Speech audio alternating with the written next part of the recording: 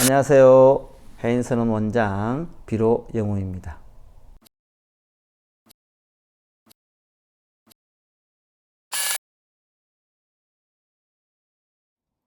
절에 사찰이죠. 갈 때 우리가 어떻게 예를 갖춰 하는가에 대해서 오늘 이야기해 보도록 하겠습니다.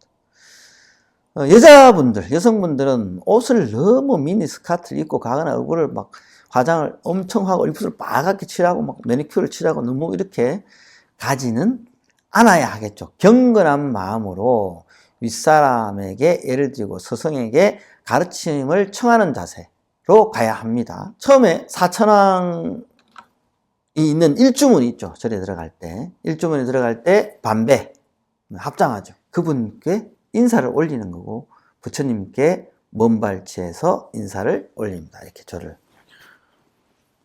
합장하고 반배하시면 됩니다. 허리를 굽혀서 뭐 깊게 하는 사람도 있고 짧게 이렇게 하는 사람도 있는데 그건 사실 뭐 알아서 하시면 돼요.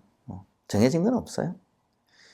공손히 하시면 됩니다. 그리고 일주문을 지나서 쭉 올라가면 법당에 이르고, 법당을 가기 전에 보통 부도탑이 있거나 이런 데가 있어요. 부도탑이 있으면 부도탑에도 반배, 탑이 있으면 탑에도 반배. 뭐 절에 할 곳은 많아요. 스님이 지나간다. 행운이에요. 스님 보기 힘들거든, 절에 가도. 그럼 스님께도 합장하고 반배. 절을 항상 해야 됩니다. 들어가서 내가 종무소에서 이제 어떤 기도를 할 것인가 물어보고, 종무소에 있는 분들한테도 처음에는 인사를 같이 해야 돼요. 반배하면 거기서도 반배합니다. 그래서 어떻게 오셨습니까? 하면 제가 이거 공약물을 좀 올리고 싶습니다. 어떤 공약물을 올리겠습니까? 쌀을 좀, 그럼 쌀을 거기 팔아요. 그리고 향도 팔아. 그리고 초도 팔아요. 그거 사서 올리면 돼요. 근데 법당에 들어갈 때 당당하게 중문, 크게 문이 열려 있으니까 중앙문으로 팍 들어가면 안 돼요. 거기는 스님들만 다니는 곳이에요. 어디로 가느냐? 양쪽 사이드에, 양쪽 옆에 쪽문이 있어요. 옆으로 들어가는 거예요. 한쪽만 열어놓은 데도 있고 양쪽 다 열어놓은 데가 있는데, 그럼 양쪽 열어서 양쪽으로 다 들어가도 돼요. 한쪽만 열어서 한쪽으로 들어가고, 들어가다 보면 또 법당보살이 있는 절이 있고 작은 절에는 잘 없어요. 법당보살께 이게 이렇게 한 달 동안 기도를 올리고 싶다, 뭐 어떻게 하고 싶다, 그걸 물어보면 돼요. 우리 아들님이 이번에 시험 치는데 좀 합격하기 위해서 기도를 올리고 싶은데 어떤 기도를 올리면 됩니까? 법당보살이 가르쳐 주는 경우가 많아요. 아니면 스님을 좀 아련하고 싶습니다. 아니면 스님을 칭견하고 싶습니다. 그러면 또 스님을 칭견하게 해주세요. 근데 보통 스님들이 잘 안 보여, 절에 가면. 내가 어릴 때 법무사에 부산에 많이 다녔는데 통도사도 다니고 스님을 본 적이 극히 드물어요. 사시 이제 예불 때 가면 사시 예불 하는 건 듣죠. 새벽 예불 할 때 가면 스님들이 새벽 예불 때 제일 많이 나오셔. 그 새벽 예불 때 가려면 새벽 3시에 가야 돼. 그리고 막 스님들이 줄 서서 법당으로 쫙 들어가가지고 예불을 다 같이 드리거든요. 아주 좋아요. 웅장해. 스님은 평상시에는 스님들 방에서 수행하고 계시거나 뭔가를 또 하시고 계시겠죠. 자기 공부를 하고 계시는 분들도 있고, 그러니까 잘 안 보이시는데 다 계십니다. 그래서 보살에게 부탁을 하면 그래도 만나게 해주실 수도 있어요. 근데 보통 잘 못해, 어려워서. 제가 어렸을 때 절에 가보면 그렇더라고. 말을 잘 못하겠더라고. 이렇게 좀 만나 뵙고 싶어. 스님 지나가도 인사만 하지 함부로 말을 잘 못 걸겠더라고. 근데 이제 나중에 내가 좀 절에 좀 살았어요. 공부한다고. 20대 초반에. 그러다 보니까 이제 스님들하고 친해져가지고 이제 이야기도 하고 좀 그랬죠. 그래도 되게 어려웠죠. 일단 법당에 들어가면 초를 켜고 향을 켜고 불전함에 어느 정도 보시를 하실 분은 하시고 안 하실 분은 안 하시고, 그리고 절을 삼배를 올리고, 법당에 사람이 없으면 초는 끄고 나오셔야 되고 향은 그대로 두시면 됩니다. 그리고 이제 이건 다 아시죠? 촛불을 끌 때 입으로 불면 돼요, 안 돼요? 안 돼요. 손으로 이렇게 끄거나 이렇게 초를 끄는 기구가 있어요. 그걸로 이렇게 꺼야 돼요. 아니면 손바닥으로 끌어서는 이게 잘 안 되잖아. 그러니까 이 초끈은 그래도 끄면 됩니다. 사람이 있으면 이제 다음 사람들 위해서 초는 그대로 켜놓고 나오시면 됩니다. 들어갔던 문으로 그대로 나오시면 되고, 보통 이제 그냥 들어가서 인사만 그렇게 삼배만 올리고 나옵니다. 근데 법당도 단이 많아요. 불단, 부처님이 모셔져 있는 곳. 신중단, 화엄성중이 모셔져 있는 곳. 지장단, 지장보살이 모셔져 있는 곳. 영가단, 귀신이 모셔져 있는 곳. 영가들이. 다 단이 있어요. 각 단에 3배씩 올려도 되고, 보통 저는 이제 영단 쪽은 하지 마라 이러는데, 왜 그러냐면 영가들이 살짝 나에게 반해서 붙어올 수가 있어요. 예. 그래서 영단은 되도록이면 하지 마라 그래요, 저는. 근데 해도 되고 안 해도 됩니다. 보통 지장보살님, 지장단 쪽에 영단이 많이 있기 때문에 또 지장보살님께서 영가들을 잘 통제해 주셔가지고 하니까 뭐 저를 올리도 뭐 상관없습니다. 예. 하시고 나오시면 됩니다. 절을 할 때 어떻게 하는지 아세요? 절을 할 때는 불법 승께 이렇게 하는 3배를 올리는 거죠. 오체투지라고 합니다. 무릎과 팔꿈치가 닿고 이마가 닿고 몸에 5곳이 닿는다 해서 오체투지라고 합니다. 그렇게 절을 올리고, 절하는 거는 옆에 보살들한테 물어봐도 옆에 눈치로 살 보면 다 보여요. 아, 저렇게 하는구나. 따라하면 됩니다. 여기서 내가 이렇게 한다. 굳이 안 해도 눈치로 다 이렇게 배우셔도 돼요. 일단 법당에 들어가면 대웅전이나 대자비전이나 대적광전이나 지장전이나 들어가잖아요. 들어가면 우리가 합장하고 반배하고 들어가서 초 켜고 향 올리고 3배를 올리죠. 항상 합장을 합니다. 이렇게 항상 합장하고 반배도 하고 큰절 돌리는 합장인 의미가 있어요. 무슨 의미입니까? 이게 무슨 의미입니까? 이게. 자, 왼손은 중생을 의미하고 오른손은 부처님을 의미해요. 왼손에 새끼손가락부터 지, 수, 화, 풍, 공 5대를 의미해요. 오른손은 지, 수, 화, 풍, 공 똑같아. 5륜을 의미해요. 부처님의 원만하고 원하지 않고 완벽한 5가지 륜이라 그래요. 5륜이라 그러고, 부처님. 중생은 불안해. 언제 뒤바뀔지 모르는 5대, 완벽하지 못한 이 5대라 그래요. 우리가 이런 말 있죠. 4대 육신하죠. 5대 중에 공대는 사실 공대와 공륜은, 공은 똑같아. 그래서 평등해요. 그래서 4륜 내지는 4대만 보통 이야기해요. 이 4대 육신, 4대 육신이라 그러죠. 이 4대, 이 4륜이 평등하지 못하죠, 원래. 완벽함과 불완전함인데 이 두 개가 합치는 거예요. 평등을 이루게 해달라는 거예요. 내가 깨달음에 들게 해달라. 내가 부처 되게 해주십시오 하는 의미가 있어요, 합장은. 부처가 나를 안아서 부처님께서 나를 수용해서 나를 깨달음의 길로 인도해 주십시오 하는 의미가 있습니다. 합장도 여러 가지가 있어요. 우리가 일반적인 불교에서는 그냥 합장을 하고, 밀교 금강성은 금강합장을 해요. 한 손가락을 1000마디를 교차해요, 이렇게.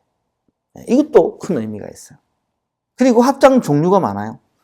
합장, 금강합장, 허심합장. 중간에 붕 떴죠, 이렇게 하면 허심, 마음을 비운다. 허심합장, 개부합장, 요렇게 한쪽 꽃 한 잎이, 연꽃 한 잎이 핀 거예요. 이런 합장도 있고 이런 합장도 있어요. 합장이 여러 가지 종류가 있죠. 그 다 비슷비슷한 의미입니다. 중생과 열애가 만나서 하나 된다. 하나 되게 해주십시오. 나의 번뇌를 다 가져가시고 깨달음으로 물들게 해주십시오 하는 그런 큰 의미가 있어요. 그리고 이 몸을 부처님께 바칩니다. 지심, 기명내 하면서 이렇게 지극한 마음으로 내 운명을 돌린다는 것. 내 목숨을 바치겠습니다, 이 말이에요. 목숨 바쳐 귀합니다, 이런 뜻이에요. 그래서 두 무릎과 두 팔과 이마를 땅에 대어서 절을 올리는 겁니다. 이런 큰 의미가 있어요. 알았어요? 몰랐어요? 물론 아시는 분 많고 모르시는 분은 더 많았겠죠. 이 수인의 의미 공부를 안 하면 잘 모르거든요, 사람들은.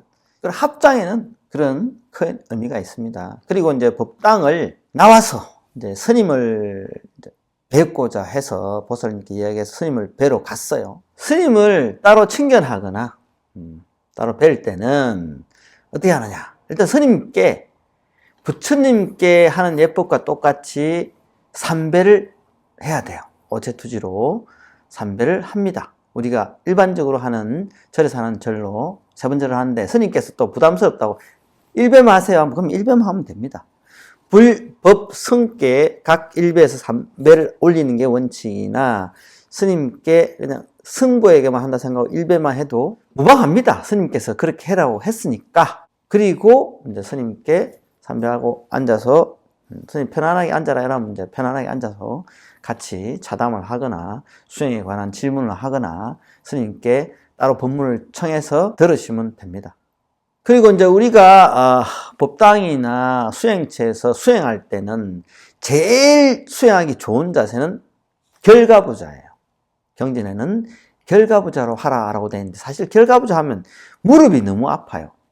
허리는 편안해집니다. 허리가 탁 곧고닥에 서기 때문에. 근데 무릎이 너무 아프고 발목이 너무 아파요. 오래 보신 분들은 알아요.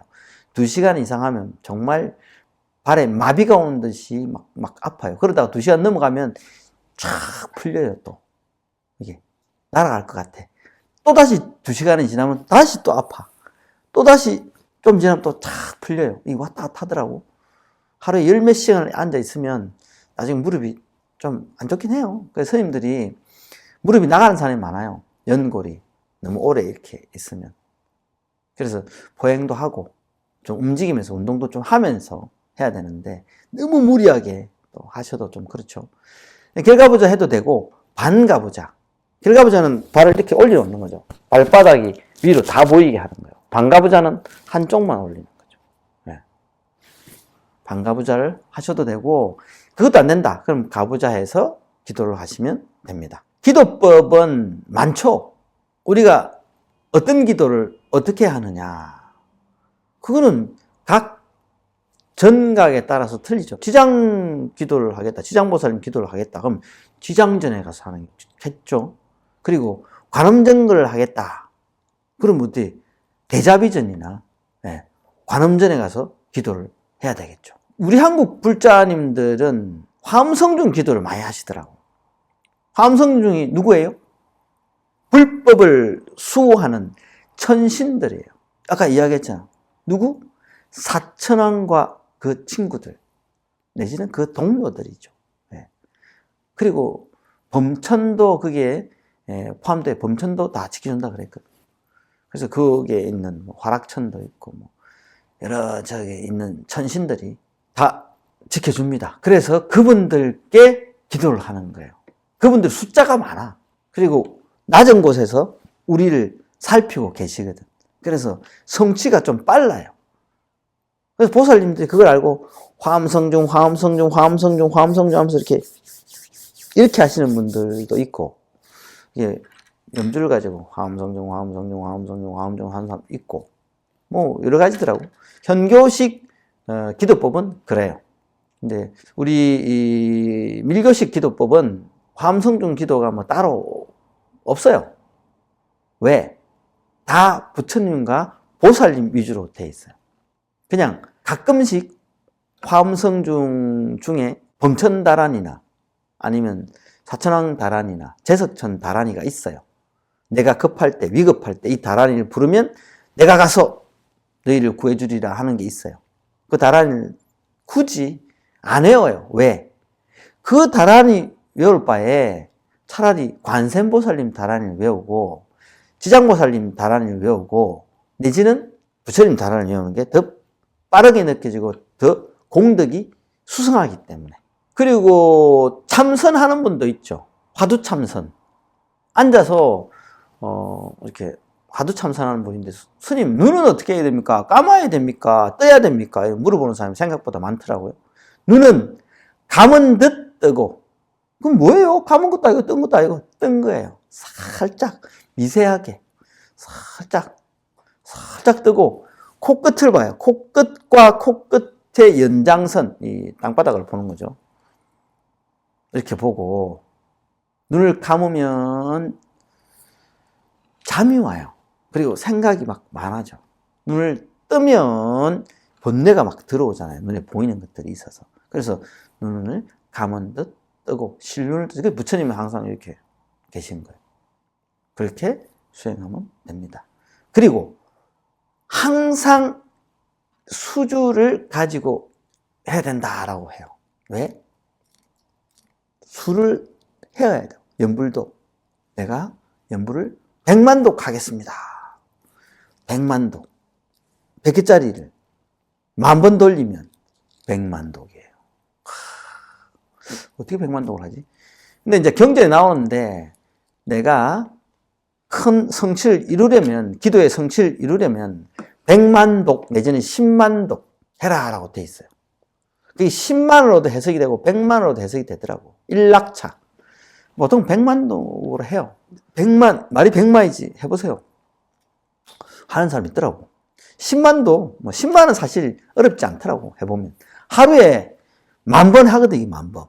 이거 진짜 생각보다 10,000번. 손이 막 이렇게 움직여. 엄청 빨리 가요. 이렇게. 수주는 종류가 많다고 내가 한번 말씀드렸는데, 나무로 된, 이게 나무예요. 나무로 된 수주의 공덕 1배. 한 번 관세음보살 하면 관세음보살 한 번 연부를 한 공덕과 같다라고 돼 있어요. 당연하지. 한 번인데. 그럼 뭐가 틀려?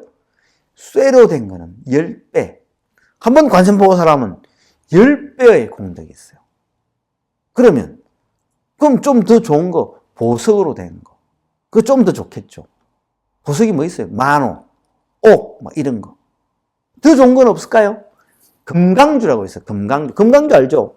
호두알처럼 생긴 거. 그건 1억 배. 내가 관세음보살 한 번 해서 1억 번 관세음보살을 행하고 똑같은 공덕이 있다라고 그래요. 야, 그런 게 있구나. 그럼 더 높은 건 없을까? 없을까요? 있어요.